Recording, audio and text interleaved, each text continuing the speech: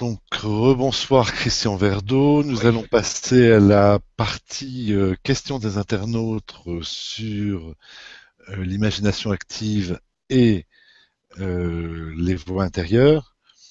La première question est de Nicolas qui demande relativement à l'exemple de Damasio et de Benjamin Libet bien sûr, qui donc finalement tient les rênes de nos comportements? Là, c'est complètement évident, c'est l'inconscient, bien sûr. Ce sont nos complexes inconscients et bon, pourquoi pas les images archétypales, nos personnages intérieurs. Non, mais ça, c'est une certitude. Il n'y a plus aucun doute d'ailleurs, hein. Regardez, regardez tout simplement ce qui se passe au niveau de l'humanité. Regardez ce qui s'est passé à Paris. On en est au stade où la race humaine euh, est en train de détruire la planète. Pour Carl Gustav Jung, on vit dans un état d'inconscience notoire. L'état du monde me fait penser que c'est malheureusement il n'y a pas assez de conscience, quoi. Alors, là, il y a plusieurs questions au sujet de l'inconscient humain ou suprahumain. Là, vous parlez d'inconscient et l'âme dans tout ça. Ce qu'on appelle pour moi l'âme, c'est la psyché qui concerne l'inconscient collectif et l'inconscient collectif et des grands archétypes. Faut bien comprendre l'étendue de l'œuvre de Jung, hein. On lui demande est-ce que vous croyez en Dieu? Carl Gustav Jung répond je ne crois pas, je sais, ce qui me dispense de croire. Et Jung d'ajouter je ne crois pas en un Dieu personnel, mais je connais une force extraordinaire qui est l'archétype de soi auquel je ne peux pas résister. Donc il est au stade où quand même d'une façon spontanée, il crée des mandalas qui sont des symboles d'unité de la psyché. Ça veut dire que tout le monde, toutes les grandes écoles de méditation vivent à ce qu'on appelle le satori, la voie à l'illumination. Et l'illumination, c'est la conscience qui commence à se détacher des archétypes. Et je pense que oui, que l'âme, pour moi, il a situé au niveau de l'anima, de la femme qui est en nous. Mais pour moi, elle recouvre la psyché, l'inconscient personnel, l'inconscient collectif et quelque chose de fabuleux qui recrée ce qu'on appelle l'homéostasie et le rêve a un fabuleux pouvoir de compensation. Dans le langage courant, tout le monde va dire, bah, demain on y verra plus clair après une bonne nuit de sommeil. Voilà. Et toute la créativité du rêve, parce que pour Jung, l'inconscient est à la base de toute notre créativité, des mythes, etc. Même, j'irais presque à dire jusqu'à dire que l'inconscient est à la base de toutes les religions, pris dans le terme religère, hein, ce qui est très important. Pas toutes les voies religieuses, il y a énormément de voies religieuses, mais pour Jung, le terme religion, ça veut simplement dire est une prise de conscience, si vous voulez, attentive, une observation consciencieuse d'une puissance qui domine l'homme indépendamment de sa volonté et que l'homo sapiens a toujours projeté, personnifié en des dieux, des démons, quel que soit le nom qu'il leur a donné. Puissance qu'il a éprouvée assez dangereuse ou assez bienveillante pour en tenir compte, pour les aimer, les adorer. Ça, c'est la vision de Carl Gustav Jung sur le terme religère, donc d'être relié à des puissances invisibles. Et donc, il y a forcément beaucoup de voies religieuses. Je crois au niveau de l'humanité, il y en a plus de 900, 1000, et il y en a de nouvelles qui naissent. Voilà, en fait. Il y a Nathalie qui dit que tout à l'heure, vous avez parlé de confrontation avec une personnalité intérieure, Tout à fait, oui. une confrontation qui était un peu dramatique puisque cette partie-là de la personnalité intérieure disait, si je me souviens bien, que, enfin, vous l'aviez pris sur le ton dramatique en disant, il disait le contraire pour vous ne pas vous faire évoluer. Et Nathalie demande, est-ce que dans l'imagination active, les personnages sont là pour nous faire évoluer et nous guider? Ah oui, heureusement. Vous pratiquez l'imagination active et là on rejoint un peu le Tao, que le côté destructeur ne peut exister que par rapport à une autre énergie constructrice. Donc à n'importe quel opposé négatif, il y a un opposé positif. vous ne pouvez vous confronter avec le côté destructeur. Bon, c'est vrai que je parle que de côté destructeur parce que Carl Gustav Jung, toute son œuvre est partie de la souffrance mentale. Et quand je parle de souffrance mentale, des fois c'est terrible parce que même ces voies destructrices peuvent vous amener au suicide. Donc, je veux dire, la conscience, faut bien comprendre aussi quel pouvoir énergétique elle a, qu'on appelle la volonté. Bien souvent, cette volonté ne peut pas faire face à, allez, pourquoi pas, prononçons le mot, à notre diable intérieur. Donc, on se laisse complètement submerger par des pensées toxiques, des émotions destructrices.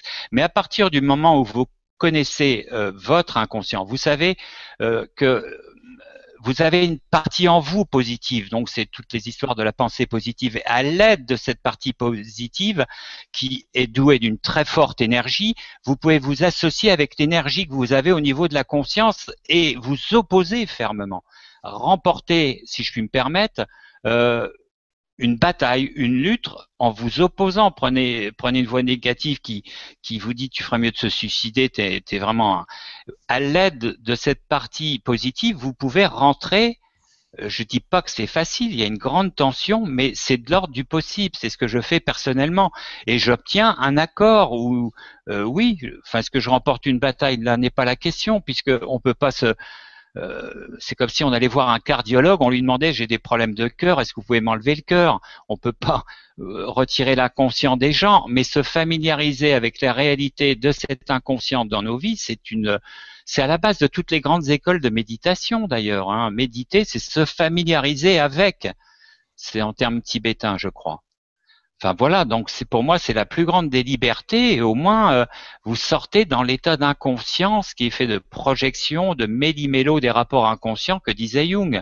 Vous devenez véritablement libre et on a une chance fantastique en France, c'est d'être dans un pays laïque où plus rien n'est imposé, on m'impose plus d'interpréter mes rêves comme ça a été dans le mythe, dans la religion catholique. Et je ne vais pas être hérétique parce que je parle avec mes voix. On a une chance fabuleuse, ce qui est la liberté de culte. Et ça, ce principe, enfin, je trouve que pour la France, c'est une très belle chose. Alors, tout à l'heure, vous avez évoqué la voix qui disait à Jung, c'est de l'art. Tout à fait, oui. Bon, donc ça, c'était juste avant la guerre et la Première Guerre mondiale, hein, de 1914. Mm-hmm. 1914. Et quand même, il s'est attaché à une œuvre absolument incroyable. Oui, tout à qui fait. là est une véritable œuvre d'art, qui est ce qu'on appelle le Grand Livre Rouge. Oui, tout à fait. Oui. Là, je vous montre un exemple de. Ouais, bah oui, là on est à un stade. Là, je peux vous montrer Tout à ça. fait. Bon, alors c'est énorme, hein, c'est difficile à tenir. Vous voyez, il y a comme ça quelques 300 pages calligraphiées, annotées avec des tas de dessins et notamment ces fameux mandalas qui sont par la suite des dessins. Ouais, magnifique, bien sûr. Effectivement. Voilà, donc pour moi, c'est aussi important de dire que cette dialectique entre le moi et l'inconscient, ça donne aussi ce que l'être humain fait à de meilleur. Tout à fait. L'art et la musique. Et puis, petite parenthèse, les musiciens comme moi qui composent le savent bien, et même les bons interprètes, on n'a pas besoin de savoir, d'apprendre ou d'avoir peur que les voix existent et qu'on les entend vraiment. Parce que nous, la musique, on l'entend dans notre tête vraiment comme si on allumait une chaîne hi-fi. Je veux dire, au quotidien, c'est un exercice mental qui est naturel chez tous les musiciens. Donc, effectivement, bon. Mais d'ailleurs, pour reprendre cette histoire de musique, il y avait donc un musicien qui avait des rêves lucides et lui-même disait que tous ces grands morceaux de musique, il les avait faits dans un rêve lucide qui sortait du rêve. Immédiatement, il notait toutes les notes et que c'était 10 fois, 100 fois plus facile que lorsqu'il était conscient, à hésiter et tout. Il y a un pouvoir, vous avez parfaitement raison, de créativité extraordinaire dans l'inconscient, bien sûr, bien sûr. Voilà. Et en parlant de ça, donc on parlait de confrontation avec l'inconscient, Daniel demande où est la limite entre santé psychique et folie. Poser une limite quelque part ne serait-elle pas en plus très subjective? En fait, il y a une certitude, c'est que Jung allait des fois très loin, il disait la folie est la mère de la sagesse.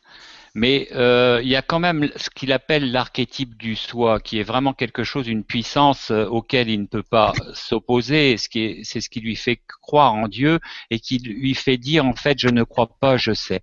C'est qu'il y a un phénoménal, une phénoménale énergie dans chaque cellule même, je pense, euh, qui fait que tant au point de vue physiologique, il y a un principe d'homéostasie, de régulation, c'est qu'il y a une puissance en nous qui va rétablir toute la tension, mise à part effectivement où elle est déficiente, et ça a toujours été le gros problème de Jung dans la schizophrénie. Et cette puissance n'intervient pas. Donc je pense qu'il faut avoir une énorme confiance dans cette fabuleuse énergie que chaque être humain a. Et je ne vous cache pas, lorsque la confrontation avec mes voix était insupportable, où je savais très pertinemment que j'allais perdre la bataille, j'allais tout simplement dormir et rêver.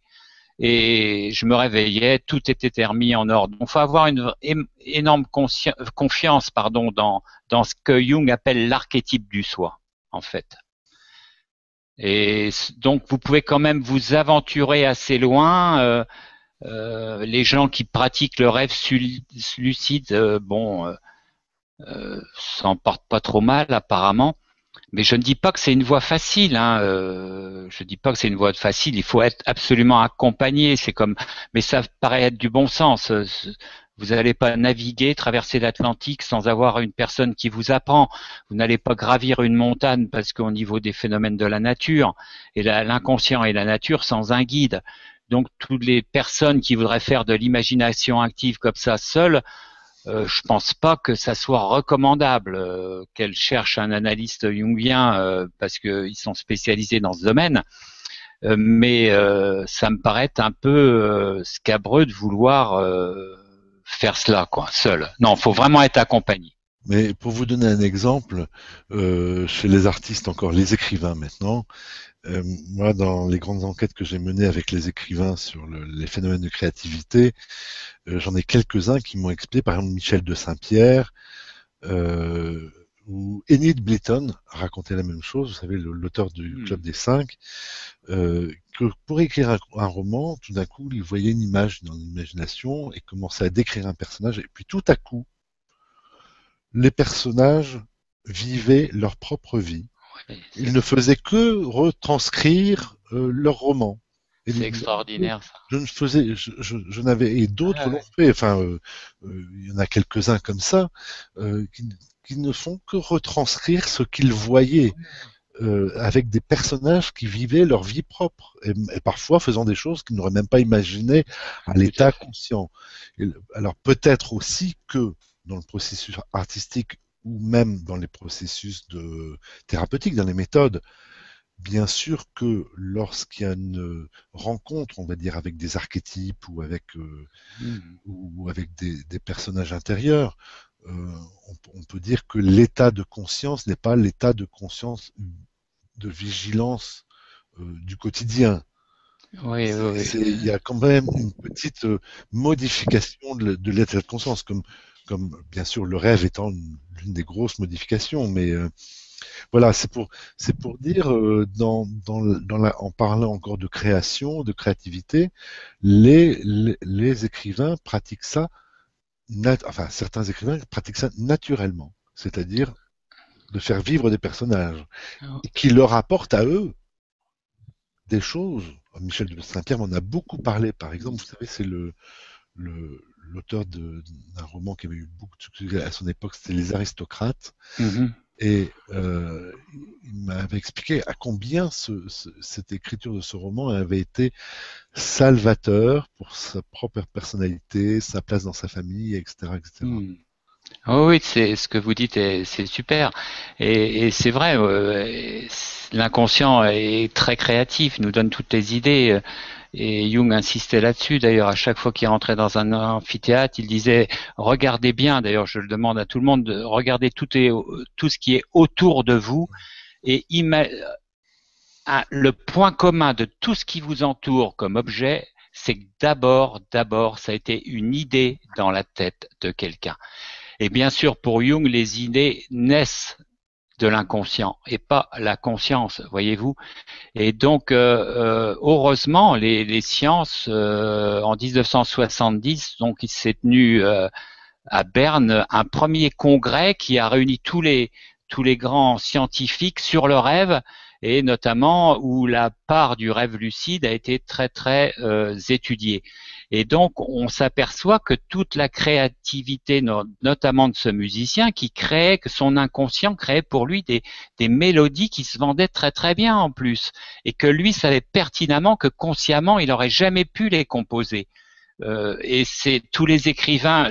La pire des choses d'un écrivain, c'est quand l'inconscient veut plus écrire. C'est le stress de la page blanche. C'est ça. Il n'y a plus d'inspiration. Ou même le musicien, il arrive devant son piano, il n'y a rien qui lui vient, quoi. Ça, c'est terrible, ça. Oui, mais même en science, vous avez des dizaines de cas où vous avez des découvertes scientifiques qui se font Bien chez deux sûr. personnes, parfois trois ou quatre personnes, en même temps, dans un même laps de temps. C'est l'histoire de Darwin et Tout à je me fait. rappelle plus, qui est un exemple parmi d'autres. Alors donc, ça veut dire que l'idée scientifique, la découverte, est prête, et là, dans l'inconscient collectif, je suppose. Oui, tout à fait, tout à fait. Non, mais c'est une certitude. On rentre dans tout ce qui est le domaine des synchronicités, et c'est très très bien la physique quantique, de l'intrication quantique, même au niveau de particules élémentaires. Mais je veux dire que Carl Gustav Jung, par exemple, pour voir l'ampleur de la tâche qu'il avait, c'est qu'il a pris Wolfgang Pauli, là, ce grand scientifique mathématicien quantique, et qu'il l'avait comme patient parce que justement, on rentre un peu dans un autre domaine, Wolfgang Pauli avait des rêves archétypaux, on voyait que c'était un génie en fait. Et qu'il était très perturbé, donc il est rentré en analyse avec Carl Gustav Jung, et on l'appelait l'épée de Dieu, dans le sens quand il rentrait dans un laboratoire, on rentre dans un autre domaine remarqué, c'est qu'il détériorait tous les appareils sensibles. Donc c'est ce qu'on appelle Oui, c'est et, vrai. et ses collègues fermaient le laboratoire quand ils le voyaient arriver. Alors Mais qu'ils même étaient. plus que ça, même Ah plus bon. que ça, ses collègues savaient qu'il arrivait à la gare parce que les appareils commençaient à tomber en panne Ah quand il ouais, ouais. arrivait à 5 kilomètres. Voilà, voilà. C'est incroyable.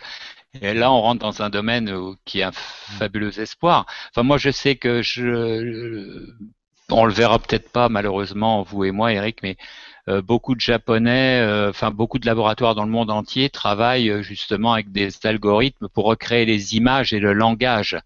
Et donc, je pense que peut-être un jour, on vendra, pourquoi pas, celui qui va inventer ça, je pense qu'il va gagner une fortune, des casques à rêve ou réellement qui vont enregistrer non seulement tout ce que l'on dit lors des rêves, qu'on appelle la somniloquie, mais toutes les images du rêve. Et je pense que ça sera une ouverture sur le monde, sur une connaissance de l'inconscient qui risque de bouleverser beaucoup, beaucoup de choses. Oui, mais là, il faudra arriver à l'ère des ordinateurs quantiques aussi pour Voilà, arriver tout à à ce fait. stade-là. Il y a Paul qui a une question, oui, parce que j'ai montré le livre rouge. Comment expliquez-vous que le livre rouge a été une sorte de best-seller dans tous les pays anglo-saxons et germaniques et qu'il est sorti 2 ans plus tard en France en catimini, dans une sorte de catimini? Bon, je commence la première partie de la réponse. Mhm. Euh, j'ai- bon, j'ai travaillé pendant 27 ans à Psychologie Magazine, comme vous le savez. Lorsque je suis arrivé, je revenais des Canada et des États-Unis, et que j'ai voulu commencer à parler de Jung, euh, il faut savoir que Jung était interdit de lecture chez les étudiants en psychologie. Mhm. Donc, non, beaucoup de professeurs de psychologie interdisaient à leurs étudiants de lire, même Jung, même de s'y intéresser. C'est très bizarre ce qui s'est passé en France pendant un long moment. Et puis, pour moi, il y a eu un blocage Ben, je l'ai vu, je ne vais pas m'étendre là-dessus. Mhm. Un sérieux blocage des institutions psy françaises contre tout ce qui n'était pas freudien et, pour une autre partie, lacanien. Tout ce qui Mhm. dépassait ce cadre-là a été sabré systématiquement.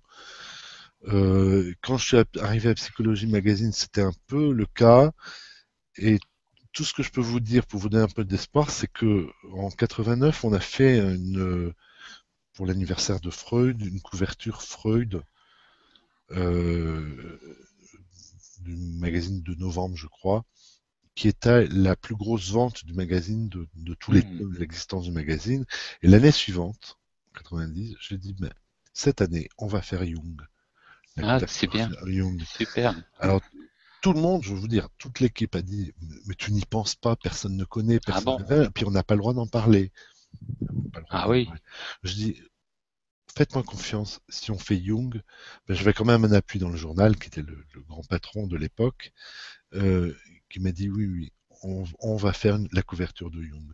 Je crois que c'était en mars 90, et c'était la plus grosse vente de psychologie de l'époque. Mhm. Mhm. Donc, ça m'a montré à ce moment-là que, effectivement, la France pouvait commencer à s'ouvrir à Jung, mais il y a encore toute une partie des institutions qui sont absolument fermées, mais hermétiquement, et Mhm. parfois aussi dans la presse, hein, je peux vous dire, Mhm. Jung, un peu dingo, un peu, évidemment, vous lisez sa vie, c'est assez Non, tout à édifiant, hein, fait. voilà. Donc, je ne sais pas quelle est votre expérience à ce sujet-là, Ma- mais heureusement, oui. le mouvement s'inverse hein, depuis quelques années.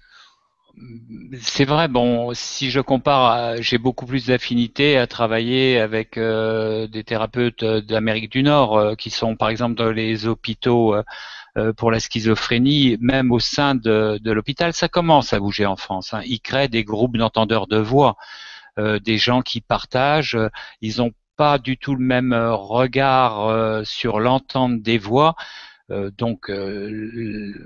L'exemple vraiment le plus incroyable, c'est le dialogue intérieur de cet analyste jungien américain qui vous dit carrément dialoguer avec des voix, c'est parfaitement naturel.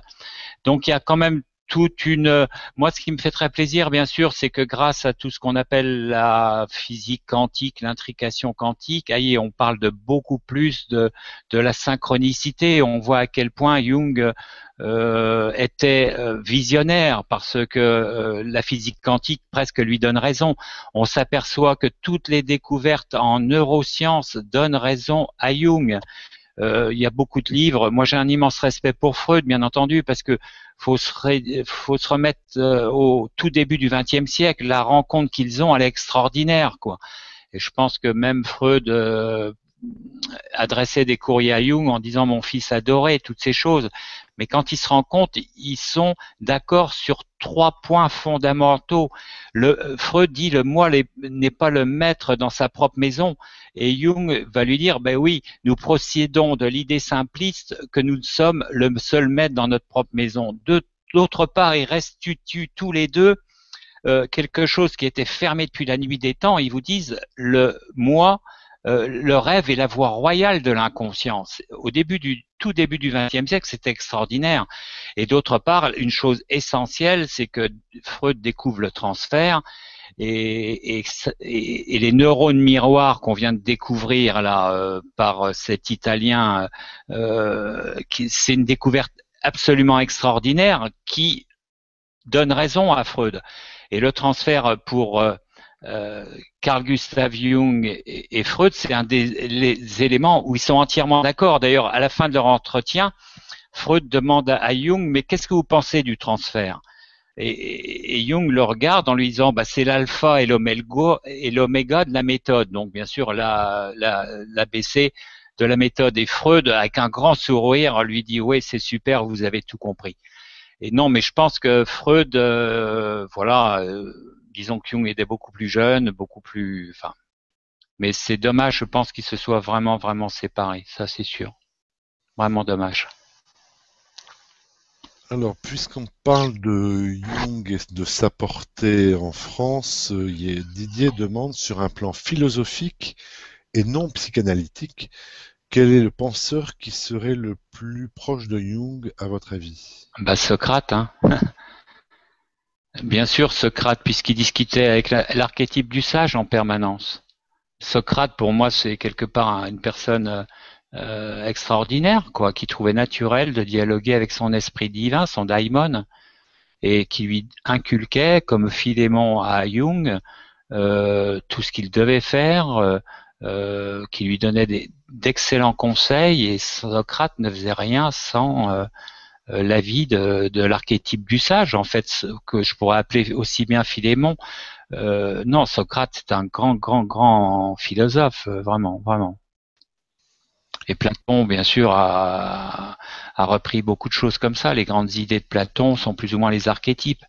Mais quand on demande à Platon qu'est-ce que la philosophie, il vous répond c'est le dialogue de l'âme avec elle-même, en fait. Donc moi je l'interprète, c'est le dialogue de la psyché entre les différentes personnalités, mais bon.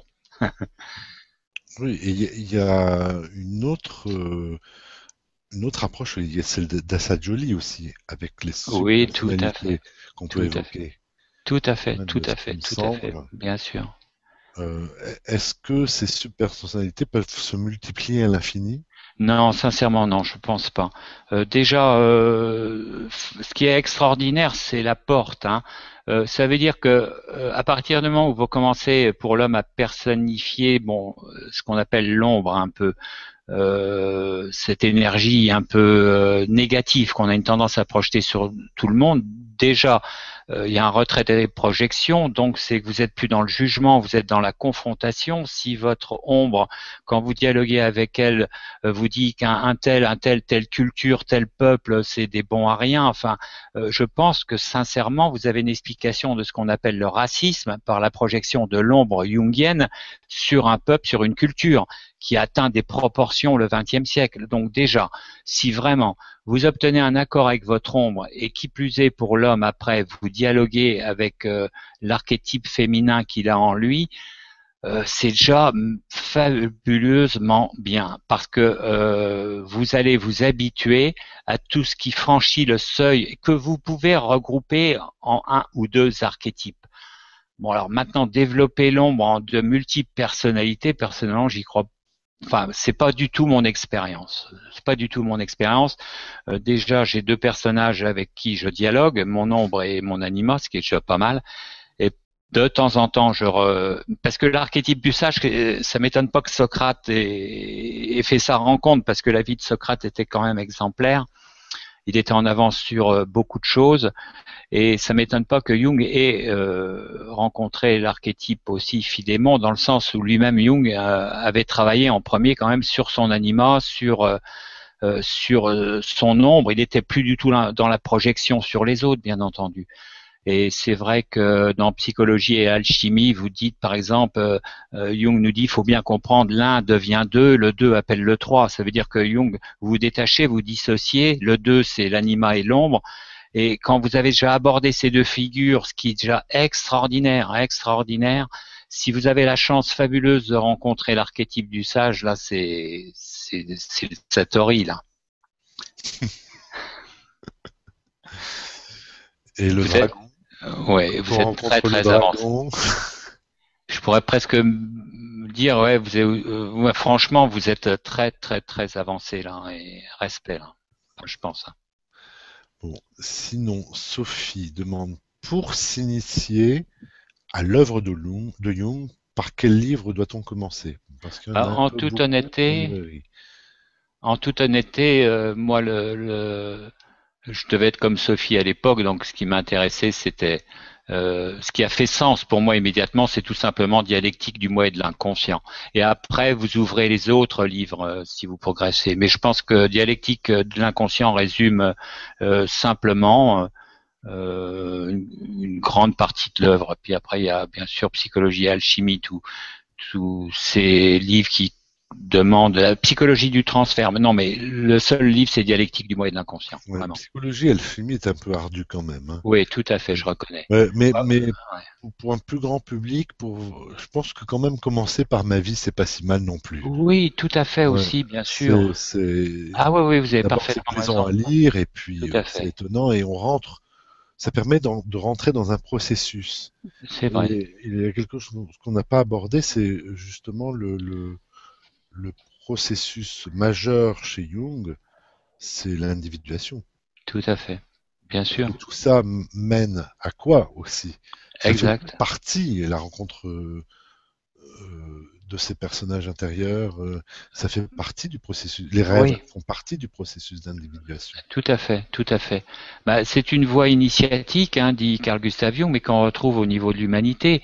Par exemple, quand j'entends parler du Satori, l'éveil, cette notion de fabuleux éveil, c'est la conscience qui se situe au milieu des archétypes. Et quand on connaît la puissance de l'inconscient, son pouvoir créatif, et je peux comprendre que c'est des moments de calme extraordinaires, quoi.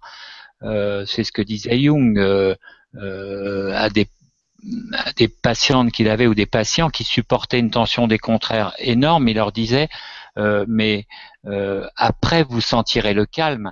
Donc c'est Jung disait au fond c'est l'éternelle recherche du Graal, l'éternelle voie initiatique que tout le monde recherche, le trésor caché à l'intérieur de nous. Et ça, j'en suis intimement persuadé, puisque vous avez des moments de calme, waouh, que vous aimeriez tout le temps rester comme ça, quoi. Je veux dire, sans aucune drogue, sans quoi que ce soit d'ailleurs. Hein. Mais bon, voilà. Enfin, mais c'est une connaissance de soi et déjà, c'est déjà extraordinaire. Vous devenez libre en fait, au lieu d'être tout le temps sous l'influence de vos complexes inconscients. Vous prenez de la distance et c'est déjà une très très très belle liberté à mes yeux. En fait, vous êtes plus dans la projection, dans le transfert. Voilà quoi. Parce que Jung nous dit une très belle chose, la pire des souffrances, c'est ne pas comprendre. Déjà, cette compréhension de la souffrance mentale, j'entends, hein, c'est déjà une libération extraordinaire, quoi. Très bien. Il y a Élise qui dit Christian, lorsque vous avez commencé à entendre des voix, pensez-vous que toutes venaient de votre inconscient ou bien que certaines d'entre elles provenaient d'une sorte de base astrale, c'est-à-dire une sorte de pollution, de délire sans aucun sorte de repère? Comment êtes-vous parvenu à faire ce distinguo? Parce que la voix était claire, hein, c'était un peu une voix comme c'est de l'art. Elle émettait une opinion en me disant tu dois parler avec moi. Donc c'était très clair en fait. Donc j'avais aucun doute que cette voix venait de moi. Euh, Qu'elle était. Bon, j'étais. euh, Bien sûr, j'avais quand même déjà dialectique du moi et de l'inconscient que je comprenais. Et c'est devenu une façon. J'ai commencé, pour reprendre cette histoire, à laisser advenir les choses avec la certitude et l'acceptation pleine et entière de l'autonomie de mon inconscient. Donc j'ai pratiqué au fur et à mesure ce que Jung appelle le laisser advenir, c'est que je me réveillais le matin et pour prendre une image, Jung disait une très belle chose, l'île au milieu de l'océan, ça représente le moi, le conscient, et c'est comme si j'étais sur moi avec mon petit moi au milieu de l'océan, et je mettais un tas de sondes, donc j'étais toujours dans l'intention plus ou moins vigilante de ce qui allait franchir le seuil de ma conscience. Et ça, c'est la première approche, laisser advenir, c'est d'avoir la certitude, ce qui était mon cas, que l'inconscient m'avait influencé dans des proportions considérables. À partir de là, vous êtes très libre, vous ne refoulez plus, vous laissez vraiment advenir, même si c'est que des fantasmes, etc. Et à un moment donné, vous voyez tout ça que se calme, et c'est une forme de méditation, j'ai envie de dire, mais une méditation active. Et à un moment donné, j'ai entendu vraiment des voix. Et à partir de là, pour moi, enfin, je dis ça maintenant, mais sur le coup, ça s'est pas fait trop comme ça quand même. Mais maintenant, je pratique bien sûr un dialogue quand mes voix me parlent. Soit je les laisse du style des chiens à bois, la caravane passe si j'ai pas envie de discuter avec elles, puis elles mènent leur vie, quoi. Voilà. Enfin, moi, je trouve que c'est devenu pour moi naturel. Quand vous faites de l'hypnose ou toutes ces choses, vous parlez à l'inconscient. Il n'y a pas de miracle. Ernest Rossi, qui était aussi analyste jungien, qui était l'un des plus grands amis de Milton Erickson. Vous demandiez à Milton Erickson pour tous les gens qui font de l'hypnose. Maintenant, il y a des instituts Milton Erickson dans le monde entier. Ernest Rossi, analyste jungien, lui disait, mais quand tu fais ton hypnose, t'es sûr qu'il comprend ou et Milton Erickson, j'aimais beaucoup aussi ce grand thérapeute, disait à Ernest Rossi, pourtant analyste jungien, écoute Ernest, quand je suis dans un état hypnotique avec des personnes, je sais que son inconscient est là, qu'il m'écoute, qu'il comprend ce que je dis et qu'il va me répondre. Ça, c'est Milton Erickson. Et regardez Milton Erickson, bon, tout le monde connaît Milton Erickson, hein, mais bon. Voilà. Et donc, pour répondre, Milton Erickson savait aussi que l'inconscient parlait, c'est une certitude. Une certitude, ou du moins qu'il parlait et qu'il influençait les complexes inconscients sous hypnose. Ça, c'est une certitude. Enfin, voilà. Et il y a une question, alors c'est moi qui la pose, pour le coup, encore une fois, c'est une des grandes choses qui m'intriguait quand j'étais jeune et que je travaillais sur Jung, et c'est une discussion que j'avais, enfin, quand je voyais le docteur Cahen, vous savez, le traducteur, qui était le traducteur de Jung à l'époque, Roland Cahen, tout à fait. je m'amusais à l'embêter avec l'autonomie des archétypes. Ça, c'était le grand sujet, parce qu'évidemment, on va dire un archétype, c'est produit de l'imaginaire qui appartient à chacun. Non. Et Jung ne le dit pas clairement dans ces termes-là. Il le dit avec d'autres mots, parce que là, le reproche qu'on peut faire aussi, c'est que Jung utilisait parfois des mots ou des termes compliqués pour des choses simples, comme pas souvent les Allemands. mais donc, Cahen ne voulait jamais me répondre. Il noyait le truc, il dit vous inquiétez pas, oui mais alors oui mais non mais si mais ça. Voilà, ça toutes ces nouvelles découvertes, ces problèmes de voix, moi, m'ont toujours, plus maintenant, hein, c'est réglé, le problème est réglé, le problème de l'autonomie des archétypes. Oui, tout à fait. Qu'est-ce que vous bah oui, c'est-à-dire qu'il y a des archétypes qu'on peut personnifier, hein, donc c'est ce qu'on appelle des archétypes personnels.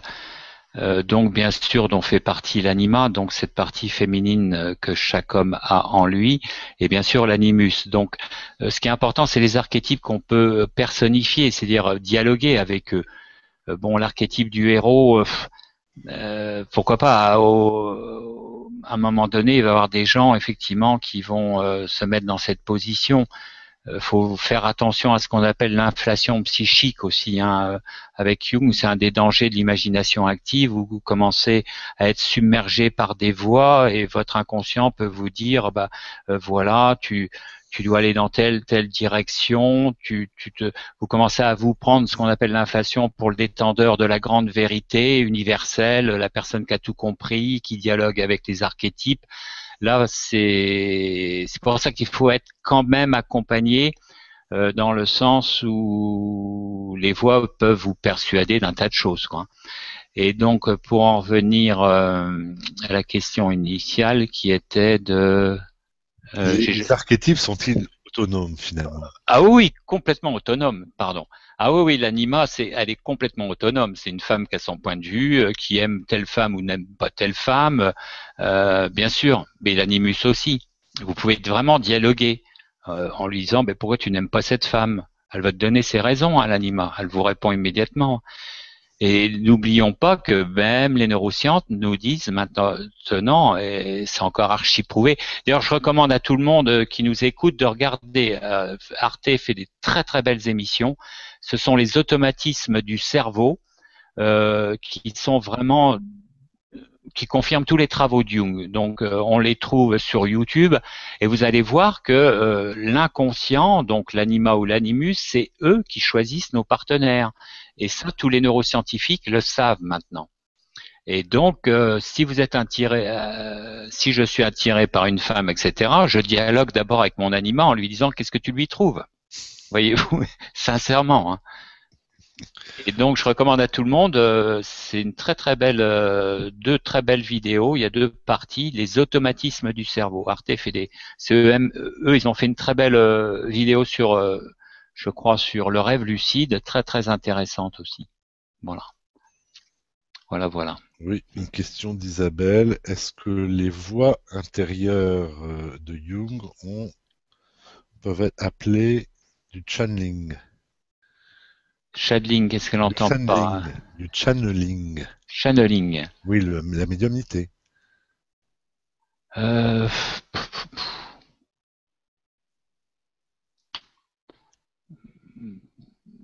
tout ce qui a trait à un dialogue avec des esprits, pourquoi pas, mais là, le dialogue intérieur, c'est vraiment archi personnel, quoi. C'est pas, je sais pas si je réponds bien à la question là, mais bon, je veux dire que nos personnages intérieurs sont uniques. Hein, je veux dire, c'est vraiment comme notre ADN, l'iris de nos yeux, ou etc. Ils se sont euh, constitués à partir, prenons l'image de la femme chez l'homme. Euh, la première image archétypale de la femme, bien sûr, ça va être la mère, d'où le complexe maternel. C'est vraiment cette image et toutes les femmes qui entourent, dès qu'il est jeune, cet archétype va se charger d'une image. S'il évolue bien, il va avoir une résorbation du complexe maternel et on peut supposer, si tout se passe bien, que ça va être l'anima qui va prendre le relais et que effectivement ça va être projeté sur une femme. Et pour la femme, c'est l'image archétypale. L'animus vient du complexe paternel. Donc c'est vraiment cet opposé. Un animus, on peut le personnifier avec toutes ses particularités, quoi. Et c'est vrai qu'un homme va être sensible, le personnifier plus facilement en fonction de toutes les expériences féminines qu'il a eues, même durant son enfance, pourquoi pas. Donc, une question de Stéphane qui dit, est-ce que vous pourriez en dire un peu plus sur les groupes d'entendeurs de voix, français ou américains? Oui, c'était très très bien. Le rêve, le réseau des entendeurs de voix. Bah, d'ailleurs, quand je suis arrivé en France, j'ai participé en tant que vice-président au premier groupe de rêve de Paris parce que je trouvais que c'était une initiative extraordinaire de permettre à des groupes de parole d'échanger avec un regard qui est complètement différent, dans le sens où tous les gens qui sont là discutent de leur voix et font part de leurs expériences. C'est Hearing Voice qui est né d'Angleterre, je crois, autant que je me souvienne, par des psychiatres qui ont considéré que le fait d'entendre des voix n'était absolument pas un symptôme déterminant pour la psychose. Sous-entendu l'expérience de Rosenhan que tout le monde connaît, qui a eu aux États-Unis. Donc, mais même actuellement en France, je suis intimement persuadé, puisque j'ai vu des jeunes psychiatres quand j'étais je faisais partie du rêve, donc du réseau des entendeurs de voix. Des jeunes psychiatres maintenant commencent à considérer que bon, certes, entendre des voix, mais que ça devient de moins en moins un symptôme déterminant de troubles mentaux, dans le sens où il y a un tas de gens, même dans ces groupes d'entendeurs de voix, qui disent mais moi, m'enlevez pas mes voix, moi je suis bien avec elles, je vis en parfaite harmonie avec elles, voyez-vous. Donc les groupes d'entendeurs de voix, c'est très très bien, vraiment une très belle initiative, tardive en France, mais je suis très heureux de voir qu'il y en a un ou deux sur Paris maintenant, donc c'est super. Et puis ça en fait un peu partout, et ça a un effet cathartique fabuleux, quoi. De serait-ce que parce que les gens, on a ou la notion de malade, enfin de malades mentaux tend à est quand même invalidante, si vous voulez, et que entre eux, ils discutent, alors ils s'échangent des tuyaux, comment tu fais avec tes voix, etc. C'est assez sympa. Enfin, j'en garde un très très bon souvenir. Bon, ouais, très bien. Donc, et je voudrais terminer avec une petite. Malheureusement, j'ai pas le dessin ici. Avec un dessin de Stanisław Grof. C'est Mhm. le fondateur de la psychologie transpersonnelle pour Mhm. rebondir sur la folie et le normal. Il avait dessiné, en plus c'est un très bon dessinateur puisqu'il a commencé sa Mhm. carrière aux États-Unis en étant dessinateur pour Disney. Je ne sais pas si Ah vous oui. savez, mais il a beaucoup travaillé pour eux. Et euh, il avait dessiné un fou dans une camisole et à Mhm. côté un sage sur la branche d'un arbre, un sage écouté par évidemment quelques milliers de personnes et le fou lui dans son coin.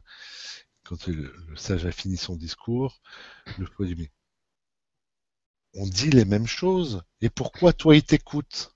Ah oui. On pense les mêmes choses, mais pourquoi toi il te regarde? Et le sage lui a répondu ah parce que moi je sais à qui je parle. Ah oui, ça c'est super. Effectivement. Voilà.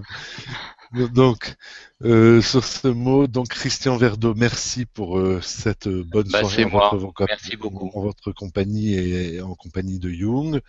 Merci à Salamandre TV pour nous permettre cette émission Mhm. et aussi à son grand partenaire Baglis TV. Et j'espère à bientôt. Oui, Eric, merci beaucoup en tout cas. Merci Salamande TV aussi.